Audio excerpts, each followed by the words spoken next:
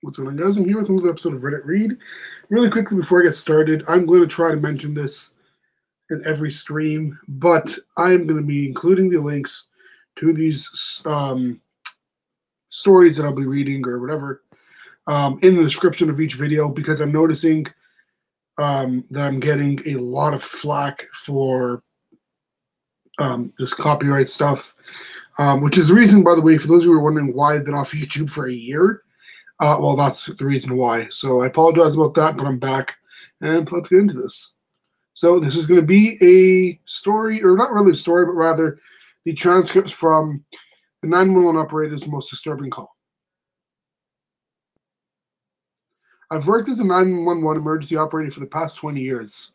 I've taken heart-wrenching calls, and within seconds of hanging up, have to be ready for the next caller. I was trained for this. I had grown accustomed to the shock. I thought I had heard it all. And although each call was an emergency, I wasn't as affected as much in those hours following my shift. That all changed when I took a call from a teenage girl last night. I've debated whether or not to share this story because it's still very upsetting to me. However, I think I have to tell it. I'm not legally allowed to give too many identifying details, but that's not the important part. The important part, takeaway message is there is something dangerous out there. Something so evil that I feel I need to break my code of conduct to share it with you all. These are the transcripts of the most disturbing 911 call I have ever taken. Friday, July 13th, 2018, 12 a.m.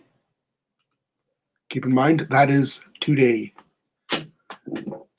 911, fire and police. This call is being recorded. What's your emergency? This is Aline. I need help. What's your current location? My house, 913 Kingman Drive. Can you spell that address for me? Kingman, Kingman, Drive, Drive.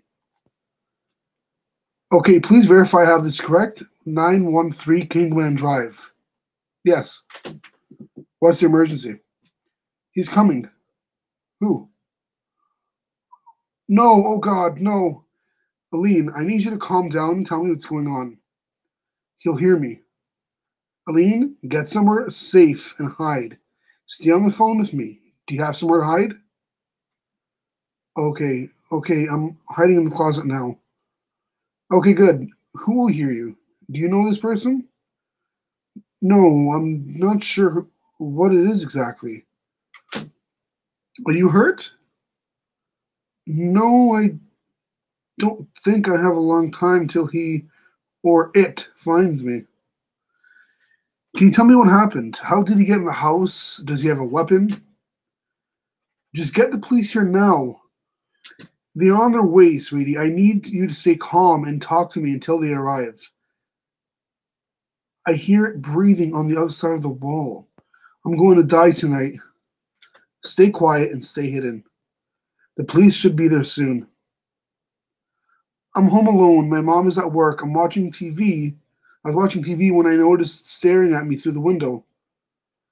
What did he look like? I thought it was a man at first. Then I realized that something was wrong with his face. I'm not sure if it was a man now. Do you think it was a woman then? No, it looked like half a man and half something else. Oh my God, it's getting closer. It's going to find me. I need you to focus. Stay quiet and pace your breathing. The police are on their way. It's something demented and wicked. I hear its nails dragging against the wood floor. It's coming up to the bedroom. I think I can smell. They can smell where I am or something. Do you have anything that can be used as a weapon in the closet to protect yourself? But I thought the police were coming. They will. They are. It's making a weird noise. It sounds like it's chewing on something. Just hang in there. The police are close. It's outside the door. Aline, hold on and stay quiet. Just stay on the line with me and be quiet. Look for something to use as a blunt force weapon if need be. No! What, Aline? Please, don't hurt me. Don't take me. Aline, what's happening? The police are on your street. They're almost there. Oh, God, help me. It took my leg. It took my leg off. My leg is across the room in its mouth. So much blood. Aline, use a blunt force weapon. The cops are a few feet from your house. Gurgled screams. It's eating my leg in front of me. There's so much blood. Ah, its teeth are like a shark. Wait, no, no. My arm, my arm, my arm. I can see my flesh and my muscle. The skin is dangling off, and there's purple flesh exposed. I can see the shards of bone sticking out. Oh my god, I'm going to die tonight. Lee and the cops are coming in the house. The call ended. The line was still connected while the caller was attacked, and what I heard for the next 30 seconds made me puke at my desk. Those screams that rattled my ears will never be forgotten, and those ripping noises will haunt me for years.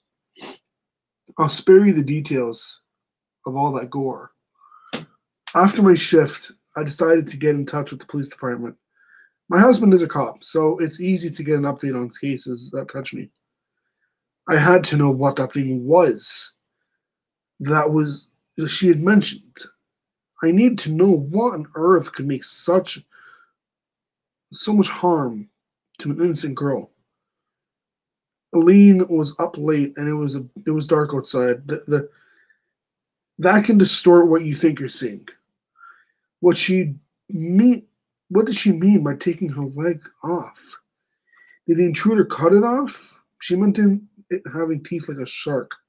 Did it bite her leg off? Perhaps she was overly tired and thought she saw a person. Maybe it was an animal that got in the house. There are all reasons why I need to get my hands on the police report. My mind was already starting to play crazy tricks on me, running wild with the few sentences that the girl told me. As soon as I got my measly fingertips on that manila folder, I immediately wished I'd never known the information in it.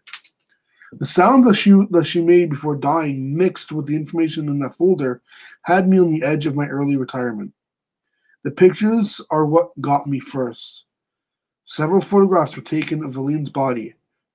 Her arm and leg had been ripped off. It almost looked like the end of her limbs had been running through a pencil sharpener, mutilated. Her mouth was hanging open in a snarl, and her eyes had been glazed over with a yellowish film. Her pupils blue. The description in the notes is what really made my skin crawl.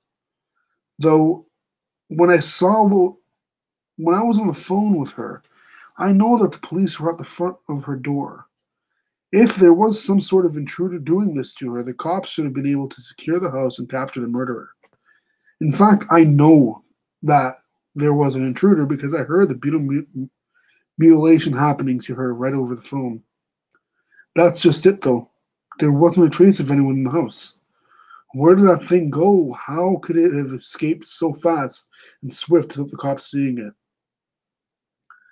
I'll update when or if I find anything further along the investigation. That is, if I don't decide to quit before that. So that is the end of the story or transcript and post. I apologize, by the way. I know I'm not the best at this. I will be getting better over time. But yeah, thank you guys for listening.